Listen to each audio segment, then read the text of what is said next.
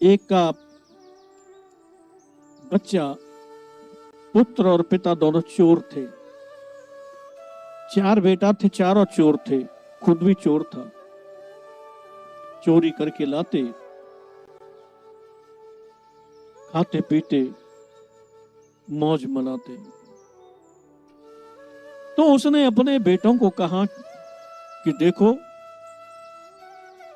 तुम कभी कहीं जाओ, एक बात का विशेष ध्यान रखना। किसका?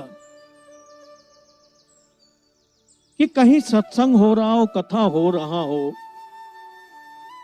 तो वहां अगर तुम किसी कारणवश निकल के जाओ तो दोनों कानों पर हाथ रख लेना और कोई बात सुनना मत। चोरों में भी नियम होते हैं और सज्जनों में भी नियम होते हैं। हमारे नियम है कि हम जाते हैं, सुनते हैं, खूब कान पर उंगली नहीं लगाते, खोल कर सुनते हैं, फिर भी उसका नियम नहीं लेते। जबकि चोर नियम लेते हैं। वो कहते हैं कि बेटा चोरी करने जाओ, खूब जाओ, कहीं घूमो, लेकिन कहीं कथा हो रही हो, सत्संग हो रहा हो, प्रवचन हो रहे हो तो उसे मत सुनना। बच्चों ने गांठ बांध ली, नियम ले लिया कि पिताजी किसी भी हाल में हम नहीं सुनेंगे। लेकिन हमने भी गांठ बांध ली है, हम सुनेंगे तो सब, पर मानेंगे कुछ भी नहीं। चाहे हो जो भी हो जाए, मार पड़ेगी झेल लेंगे, नरक में जाएंगे झेल लेंगे, लेकिन काम वही करेंगे जो हमें करने हैं। करते रहो। समय का चक्र बड़ा विलक्षण है। जो सुधर जाते हैं अच्छा रहता है। किसी का बेटा हो, पढ़ने जा रहा हो और पढ़ने न जाकर के वो उदम करे, खेले कूदे, तो पिता डांट फटकार करता है, फिर ही न माने तो अंत में पिता सोच लेता है कि बेटा पता तो तुझे चलेगी, पर तू और बड़ा हो जा, जब तेरा समय निकल जाएगा पढ़ने का, तब तुझे पता चलेगी कि पिता कहते थे हमने नहीं माना।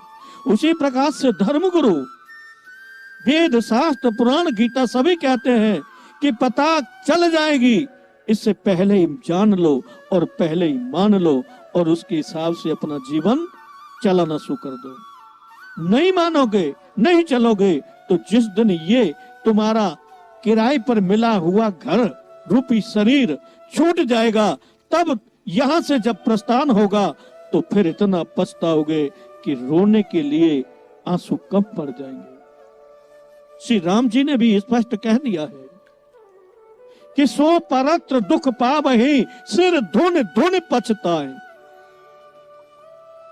वह परलोक में, परत्र माने परलोक में, इत्र माने इस लोक में, परत्र माने परलोक में, जो परलोक में जाते हैं तो वहां दुख पाते हैं और फिर वहां सिर धुन धुन पछताते हैं और अपना दोष न समझ करके काल ही कर्म ही ईश्वर ही मिथ्या दोष लगाते हैं और वो समझ तो पाते नहीं, करते नहीं है जो करना चाहिए, और जो नहीं करना चाहिए उसे करते हैं। तो उस चोर ने अपने बच्चों को सिखाया कि बेटा कहीं जाओ तो सुनना मत। क्यों? कि चोर, जो पिता है चोरों का, उसे पता है कि इन्होंने कोई शब्द सुन लिया तो इसे मानेंगे ये, और हमें पता है हमारे बच्चे किसी बात को सुनेंगे तो उसे नहीं मानेंगे। ये अंतर होता है चोर में और सज्जन में भी। तो वहां एक जगह कथा चल रही थी, गीता पर ज्ञान चल रहा था और चोर के बच्चा निकल के जा रहा था। तो दो भाई साथ थे। दूसरे कहा देख कान बंद कर ले, पिताजी ने मना किया है कि सुनना नहीं है। उसने भी बंद कर लिए, तुरंत उसने भी बंद कर लिए। लेकिन हुआ क्या, भगवान जब कृपा करते तो कर ही देते हैं, किसी प्रारब्ध पुण्य बस। तो आगे जो ही बढ़ा, एक कांटा उस एक के पैर में चुभ गया। कांटा चुभा तो कान से हाथ निकाला और उस कांटे को निकालने लगा पैर से। उसी समय उसके कान में शब्द पड़ गया कि भगवान सर्वत्र है, सब जगह देखते हैं, कोई कहीं ऐसी जगह नहीं जहां भगवान नहीं हो। इसलिए पाप कर्म नहीं करना चाहिए, चोरी नहीं करनी चाहिए, बुरा कर्म नहीं करना चाहिए। अगर करते हैं तो भगवान के यहाँ जब दंड मिलता है तो भयंकर सजा मिलती है। फिर वहां कोई बचाने वाला नहीं, कोई गवाही देने वाला नहीं। वहां का कानून इतना कठोर है कि एक बार सिद्ध हो गया तो हो गया। लेकिन एक चीज और मैं बताऊं धर्म ग्रंथ के आधार से कि भगवान का कानून बहुत कठोर भी है, लेकिन इस कानून में एक फायदा भी है। क्या? कि यहाँ के कानून में अगर हम जेल जाते हैं, जमानत होती है, केस चलता है, सब कुछ होता है, सजा भी मिलती है। लेकिन भगवान का नियम और कानून कैसा है कि कितना बड़ा भी डकैत हो, कितना बड़ा पापी हो, कितना भी बड़ा अधर्मी हो, एक बार वो भगवान की कानून मान ले, भगवान को अपना बना ले, तो सारे पाप कर्म उसके समाप्त हो जाते हैं और सभी अपराध उसके माफ हो जाते हैं। फिर वो भगवान का कृपा पात्र बन जाता है। मात्र फिर कोई उसकी तारीख नहीं पड़ती, जैसे यह तारीख पे तारीख पड़ती रहती है। श्री रामचरितमानस में कहा है, श्री राम जी ने खुद कहा है कि सनम को होई जीव मोहि जब ही, जन्म कोटि अघि ना सहु तब ही। करोड़ों जन्मों के पाप उसके अगर हो और वो मेरी शरण में आ जाए तो मेरा कानून उसको माफ कर देता है और वो स्वतंत्र हो जाता है, मेरा बच जाता है। तो उस बालक ने, चोर के बालक ने वो बात सुनी कि भगवान सर्वव्यापक है, सब कुछ देखते हैं। कांटा निकाला, फिर उंगली बंद की, इतने शब्द उसके कान पड़ गए और वो चलने लगा। जहां पिता ने बुलाया था वो वहां पहुंच गया। उसका पिता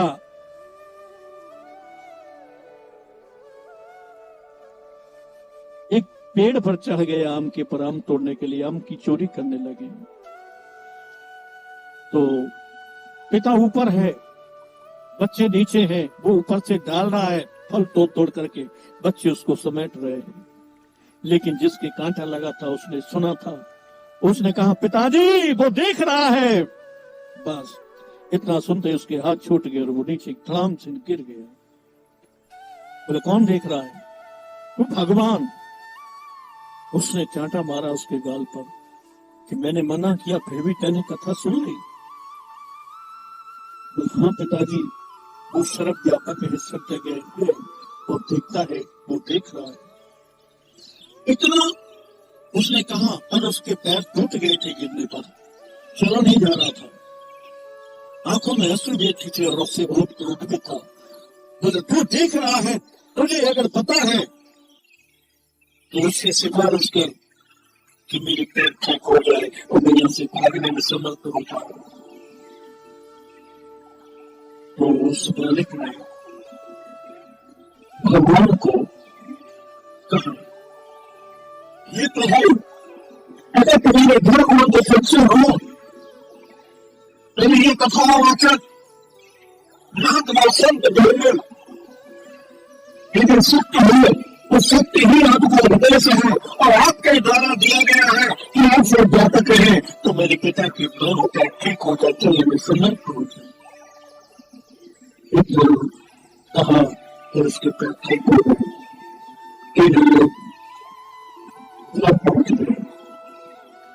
उसका पिता भी और उसके चारों पुत्र भी ऊपर से चोरी का सारा प्रधान छोड़ दिया, पाप कर्म छोड़ दिया और भगवान के भक्त बन गए। हम तो उसने तो एक तो सुना, एक शब्द सुना, हम कितना सुन रहे हैं, इतना सुन रहे हैं, पता नहीं परिवर्तन है या नहीं है, ये तो प्रत्येक लोग जानते हैं।